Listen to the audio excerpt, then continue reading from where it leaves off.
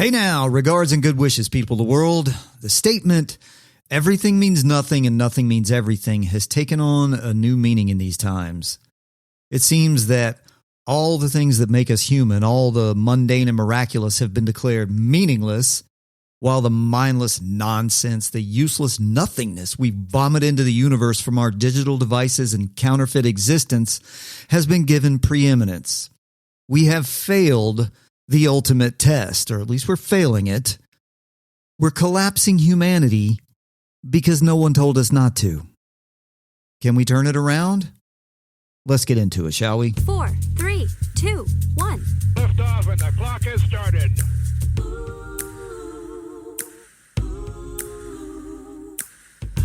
Ah, yeah.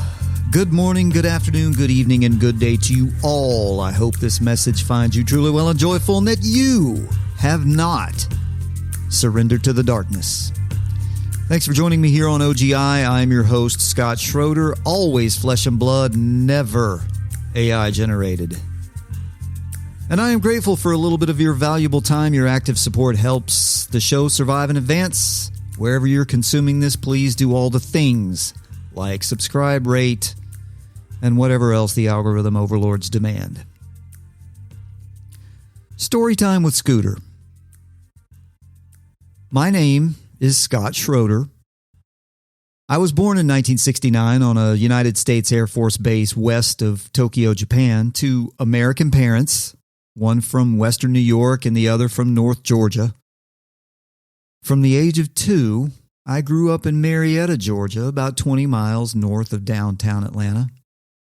My dad's paternal side of the family was mostly from the upstate of South Carolina, where I now live.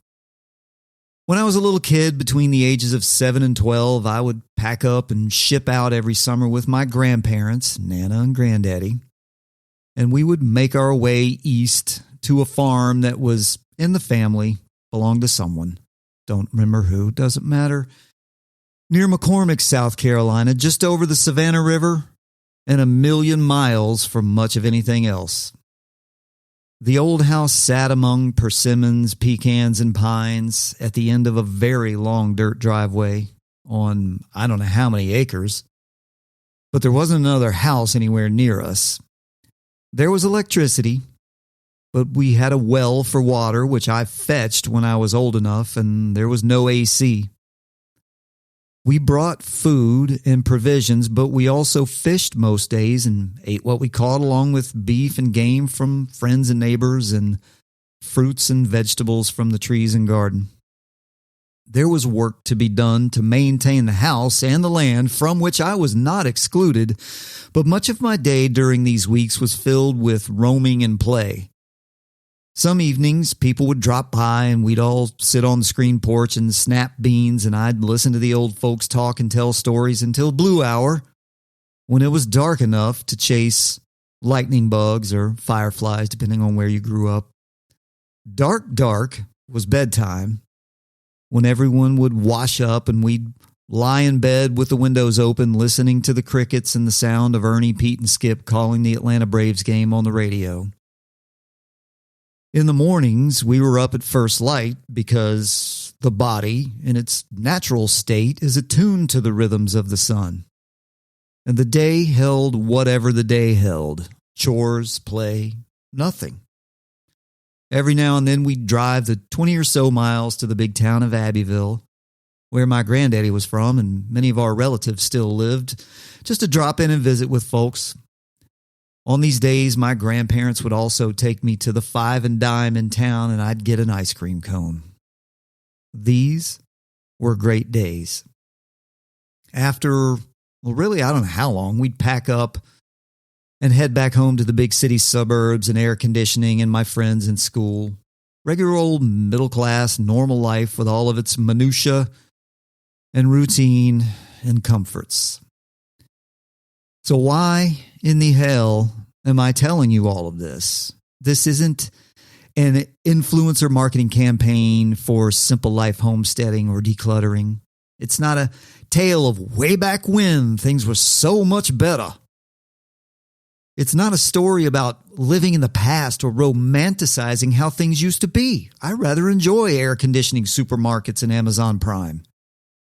It's a narrative about the value of bridging generation gaps and being connected to the past so that we can understand our common values and diverse experiences. Through my time with my grandparents, I was able to gain a bit of understanding and connection to what their lives and even the lives of their parents and grandparents were like when they were kids, while building my own version of life in my time and under my own circumstances.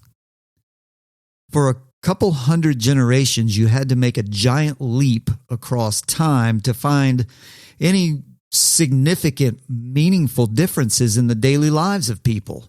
And really, from antiquity through the turn of the 20th century, there wasn't much difference at all across the global human spectrum. Even me. I was born in 1969, and there wasn't a fundamental difference between me and my grandparents who were born in the 19-teens in how life was conducted. And I don't mean gadgets and toys and luxuries. I mean fundamentals of living. There was a connectivity between generations that was valuable. This was the cycle of humanity for all of human history. You learn from the past, create your present, and give to the future. Then something broke. The natural arc of human development was fractured somewhere around 2012-ish when smartphones became ubiquitous and everyone thought it would be a fantastic idea to shove them into the hands of children. And that's when the bridges between generations began to burn and collapse. From that moment, the outside world was shut down in favor of the digital world right there in your hands. People weren't compelled to interact anymore. Kids, parents, and grandparents shut each other out with screens and headphones. Music, art, and culture weren't being shared across generations anymore. 3 or 4 generations could be sitting in a living room together and they might as well have been on different planets. Outside of the fundamental damage inflicted by shutting down awareness of the surrounding world, people began to stop sharing time and experiences. They stopped sharing experience and wisdom. Rather than reading, listening to the radio, or watching TV together, everyone shut down and did their own thing. And I mean everyone. No one is without responsibility here. The connection between generations began to sever.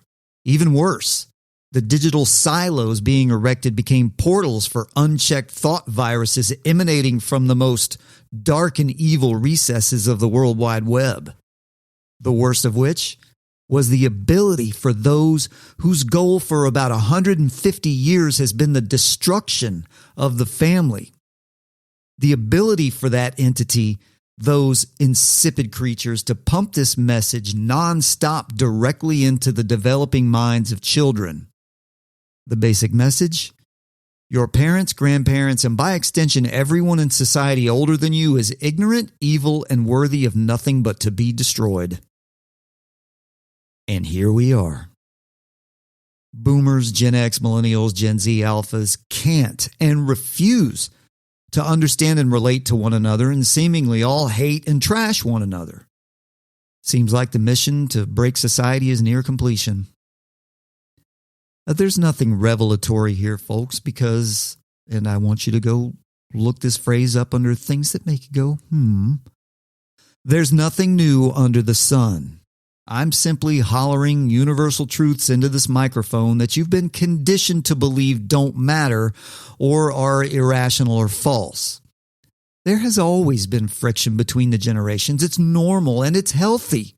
But any individual, group, or institution that would aggressively teach the youthful that the wisdom of age and experience is irrelevant or somehow corrupt is a malevolent force bent on the destruction of humanity. It's the pinnacle of arrogance in its worst form. As the poet John Milton imparted in Paradise Lost regarding the fall of Lucifer, as summarized by Jordan Peterson, evil is the force that believes its knowledge is complete and can do without the transcendent. And as soon as it makes that claim, it instantly exists in a space that is indistinguishable from hell. This is why I'm here, a lonely voice in the wilderness, willing to die on this hill in the battle to save humanity and trying to remind people that we need one another and everyone has value. I invite you, the isolated and lonely keepers of reason and balance and of generosity, grace, integrity, and morality, to join me here as we attempt to elevate one another above the vast and tumultuous sea of dummies, clowns, ne'er-do-wells, and malevolence. Let's bring back esteem for initiative, fortitude, encouragement through challenge, equanimity, courage, justice, temperance, and wisdom. I hope you can find something of value here in this message and shout it out to the world. And if you have anything you feel is of value to the world, by all means, share it with me. I embrace the Socratic belief that I know nothing but my own ignorance. Remember your principles. Remember your foundation. Remember who you are, and find your purpose.